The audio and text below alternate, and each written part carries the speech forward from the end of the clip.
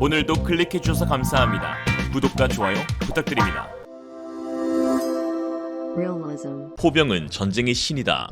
이오시프 스탈린 전 소비에트 연방 서기장이 세계 2차 대전을 승리하면서 남긴 말입니다. 스탈린은 포병이 가진 장거리 화력과 억제 능력이 성공적인 군사작전의 중요한 요소가 되는 것을 넘어 포병을 국가 권력의 상징으로 보면서 강력한 포병을 갖춘 군대가 초강대국 도약의 발판이 되는 필수 요소라고 믿었습니다. 현재 한국은 미국과 우방이지만 포병 전력만큼은 이 금원을 따랐는데요. 아니, 보다 정확히 한국은 이 말을 스스로 깨우쳤습니다. 6.25 전쟁 당시 북한의 곡사포와 대전차포의 속수무책으로 당했던 한국은 전쟁이 끝난 이후부터는 집중적으로 포병 전력을 육성하기에 이르러 한국의 포병 및 기갑 전력은 어지간한 군사 강국들의 육군 전력을 압도하는 수준이 되었으며 미중러 같은 패권국과 비교될 정도로 압도적인 질과 규모를 달성하게 되었습니다. 세계에서 한국을 화력 강국이라 지칭하는 이유가 여기에 있죠. 이러한 한국 포병 전력의 실질적인 핵심이자 전 세계 최고의 포로 불리는 것이 바로 K9 자주포입니다. 155mm 52 구경장 포신에서 분당 8발을 쏟아붓는 압도적인 화력, 두꺼운 장갑과 균질하병 강판을 적용해 기관총탄 완전 방어 및 10mm 위에서 떨어진 152mm 통상 고폭탄에 대한 승무원 방어 능력까지 갖춘 뛰어난 방어력, 전세계 현용 자주포 중 유일 ISU 유기압 서스펜션을 적용한 타의 추종을 불허하는 반동 제어력, 천마력 엔진 기반으로 시속 67km를 질주할 수 있는 궤도형 탑 수준의 기동성, 그리고 강원도 철원의 겨울과 전라도 장성의 여름을 다 견디고 질척한 논밭과 척박한 산악 지형에서 입증된 엄청난 적응력까지, 이러한 다양한 장점을 고루 갖춘 K9은 현재 전세계 자주포 시장 점유율 80%라는 압도적인 점유율로 규모의 경쟁까지 이루어 미친 가성비를 갖고 있는데요. 궤도형 자주포가 차륜형 자주포보다도 저렴한 가히 비상식적인 자주포가 바로 K9 자주포입니다. 최근 우크라이나 전쟁 이후 또 한 번의 급격한 수요로 생산업체인 하나의 공장에서는 기술진들이 연휴도 반납해가며 K9 자주포 생산에 몰두하고 있는데요. 그런데 최근 유럽의 어떤 한 국가가 자국의 신형 자주포 도입 사업에서 K9 자주포를 검토한 후 일반적으로 알려진 장점과 대비되는 아주 충격적인 발표를 했는데, 바로 비싸고 납기가 느리다 라고 평가절하한 것입니다. 이 두 가지가 K9 자주포 주요 셀링 포인트가 되어왔기 때문에 보통 충격적인 일이 아니었는데요. 어째서 이런 발표가 있었는지, 그리고 여기에 숨겨진 반전은 없었는지 오늘 공개하겠습니다.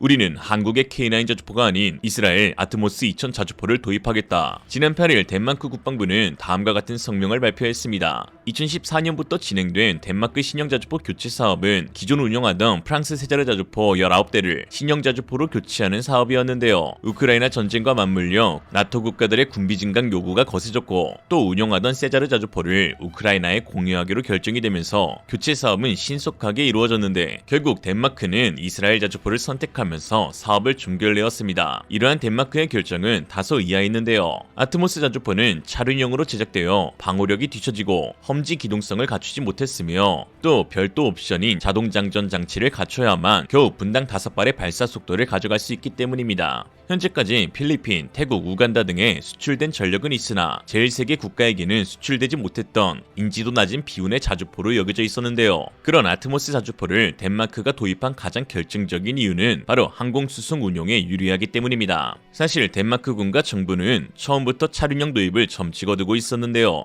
2014년 후보 선정 당시 궤도형 자주포로는 K9 자주포가 유일했고, 나머지 4대의 자주포는 모두 차륜형이었습니다. 덴마크 국방부에 따르면 나토 후방에 위치한 덴마크군이 가장 중시하는 작전은 나토와의 연합훈련으로 미래 위기에 대비해 나토 대응군의 강력한 지지자로 활동할 것을 밝혔는데요. 그동안 아프가니스탄, 이라크, 러시아 국경 지역에서 국제안보지원군 ISAF, 코소보군 KFOR, 나토 훈련 미션 NTM, 연합태스크포스, CTF-150 등 연합훈련 및 해외 임무에 중점을 두고 있었고, 최근에는 그 기여도를 대폭 늘리고 있습니다. 이러한 덴마크군의 연합훈련에서 가장 핵심이 되는 것이 바로 덴마크가 보유한 6대의 C-130 허큘리스 수송기입니다. C-130 수송기와 합동훈련은 덴마크와 나토의 군사협력 측면에서 매우 중요한데, 주요 무기 체계에 대한 장거리 재배치 능력으로 서로 다른 조직들이 더 효과적으로 협력할 수 있으며 능력을 배가시킬 수 있습니다. C-130은 폭 3.05m, 높이 2.69m, 길이 13 3.72m, 최대 탑재 중량 33,000kg의 화물칸을 가지고 있는데요. 아트모스 2000의 무게가 22,000kg으로 중형급에 속하는 C-130 허큘리스로도 충분히 수송이 가능합니다. 야콥 엘레만 옌센 국방장관은 아트모스 도입과 관련 덴마크가 나토에서 의무를 다할 수 있다는 점에서 중요하다라고 말하기도 했죠. 그러나 K9 같은 경우 길이 10m, 폭 3m, 높이 3m, 무게 약 50톤으로 어마어마한 크기를 자랑합니다. 이 크기와 무게 때문에 C-130을 이용한 수송이 불가능한데요. 일반적으로 선박으로 수송하거나 더 큰 화물칸과 더 높은 적재 용량을 가진 C-17 글로벌 마스터 3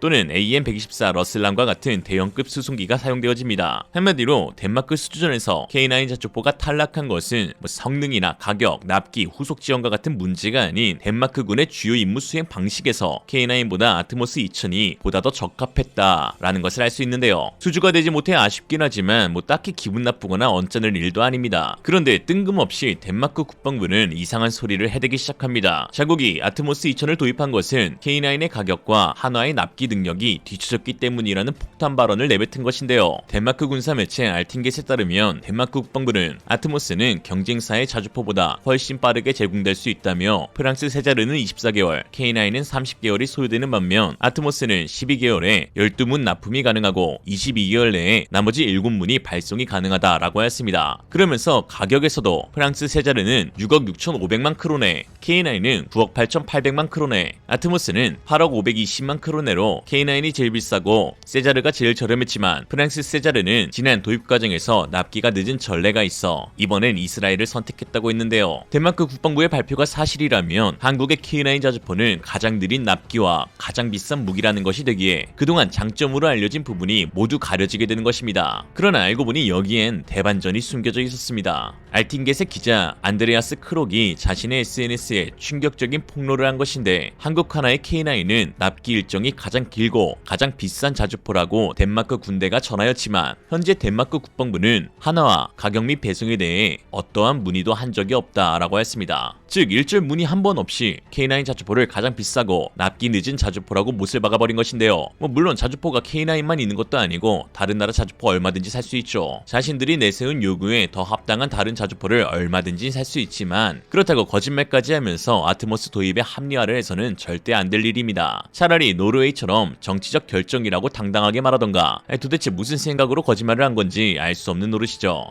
이는 분명하게 K9의 잠재 수출에도 악영향을 끼친 사건인데요. 하나측에 문의하지 않았다는 폭로에 신빙성이 있는 것이 덴마크 국방부가 발표한 K9 대당 도입 단가는 820만 달러로 독일 펜저어비치 2000과 같은 가격대를 설정했다는 것입니다. 그러나 K9 한 대의 가격은 350만 달러로 펜저어비치 2000은 물론 차륜형인 세자르와 아트모스 자주포보다도 저렴한데요. 그냥 멋대로 궤도형이니까 가격이 대충 이 정도 하겠지라고 발표한 것 같습니다. 한편 이러한 폭로에 덴마크 네티즌들도 아주 빡쳤습니다. 그럴만도 하죠. 한 네티즌은 나는 K9을 구매하는 대신 이스라엘에서 북유럽 사람들 아무도 모르는 듣보잡 자주포를 구입하는 이유를 이해하지 못하겠다라고 하였고 핀란드의 한 네티즌은 우리는 K9에 매우 만족하는데 몇 년 전에 거의 새거 같은 중고 48대를 겨우 10억 달러에 구매했어. 너네가 간절하게 요청하면 몇 년 동안 몇 대 빌려줄 의향은 있다라고 비꼬기도 했습니다. 덴마크 매체들 역시 이번 계약에 대한 의문을 제기하고 있는데요. 덴마크 매체 모던 디플로메시의 2월 9일 기사 덴마크 포병 지금 꼭 바꿔야 하나 라는 기사에서 덴마크 정부의 서두름이 장기적으로 도움이 되지 않을 수도 있다며 이스라엘 에빗이 제안한 자주포는 자동 장정 장치가 탑재되어 있는데 이 프로그램은 소프트웨어 문제로 인해 개발 지연을 야기해왔다. 또한 불법적인 사업 관행으로 널리 알려진 이스라엘 엘빗과 협상하려는 덴마크의 의도는 많은 의구심을 가지게 한다라고 했습니다. 덴마크가 정치적이던 군 운용 측면이던 가격이던 어떤 자주포를 도입하던 간에 자기 맘이지만 K9을 걸고 넘어지는 것은 참 어처구니가 없는데요. 자주포 자체만 놓고 보면 한국의 K9을 선택하지 않는 것이 이상할 정도이니 K9이 아닌 다른 선택은 정치적인 이유라는 목소리도 제기되고 있고 이에 비판을 피하기 위해 당국자들은 거짓말까지 하고 있는 상황입니다. 우리 K9이 잘못했네. 궤도형이 차륜형보다 싸고 말이야. 일각에서는 K2 노르웨이 수주 실패와 K9 덴마크 수주 실패를 두고 한국산 무기 수출에 부흥의 막이 내려진 것이 아니냐 하는 우려를 빙자한 저주를 내리는 사람들도 있는데요. 이런 사람들의 입을 입을 꾹 닫게 할 놀라운 소식이 최근 전해졌습니다. 바로 나토 최전방이자 우크라이나 접경국인 루마니아에서 한국산 무기의 대거도입 계약을 체결했다는 소식인데요. 지난 7일 루마니아 매체 디펜사 루마니아에 따르면 하나 에어로스페이스는 루마니아 국영방산업체 로맘 그리고 루마니아 국방부와 함께 무기 도입을 위한 계약을 체결하면서 K9 자주포와 보병 전투 차량 그리고 K239 천무 다연장 로켓포 등 여러 종류의 군장비 구매 의향서를 체결했다고 했습니다. 매체는 그러면서 한 가지는 확실한데 루마니아는 폴란드의 예를 따라 K9 자주포와 K239 천무를 구매할 것이다 라고 하였죠. 폴란드가 굴린 스노우볼이 점점 더 커져 유럽 방산 시장을 아주 그냥 한국산 무기로 덮여버리고 있는데요. 루마니아 국방부 고위 관계자들은 지난해 9월, 12월과 올해 1월 세 차례 한국을 방문해 정부 간 방산 협력 가능성을 조율하고 하나 에어로스페이스의 창원 사업장을 둘러보기도 했습니다. 손지일 대표는 향후 수출이 확정되면 전 세계 10개국이 사용하는 검증된 명품 무기 체계가 된다. 폴란드와 쌓은 신뢰를 기반으로 루마니아는 물론 유럽 각지로 사업을 확대하겠다라고 말하였죠. 지난 9일에는 북유럽 노르웨이에서 K9 자주포 유저 클럽이 개최되어 터키, 폴란드, 핀란드, 인도, 노르웨이, 에스토니아, 호주, 이집트, 한국의 군 관계자들이 한자리에 모였는데요. 현대로템 북유럽 지사 대표이자 하나디펜스 자문위원인 모건 모겐슨 CEO는 이제 K9 자주포는 전 세계 3,000대 운용을 바라보고 있다. 아직 자리 있으니 얼른 가입하세요 라고 했습니다.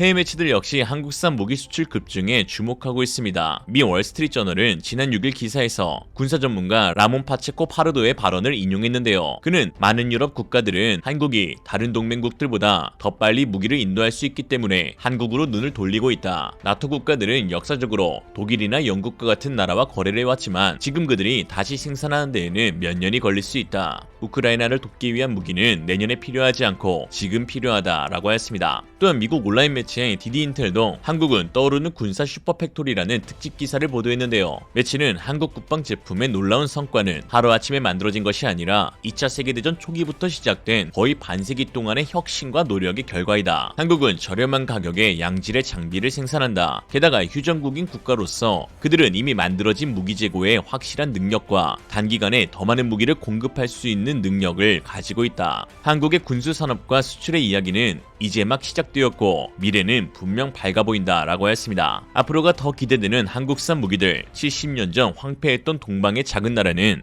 이제 전 세계의 민주주의와 자유를 수호하는 데 앞장서는 무기 대국이 되고 있습니다. 일각에서는 한국이 전쟁을 부추긴다는 소리도 하는데요.